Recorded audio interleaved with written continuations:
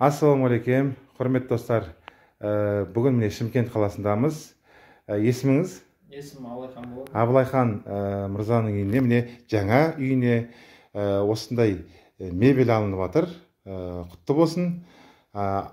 Осы бүгінгі Рой сауда орталығынан алған мебеліңізіне, жиһазыңыздың қуанышыңызды бізбен бөліссеңіз.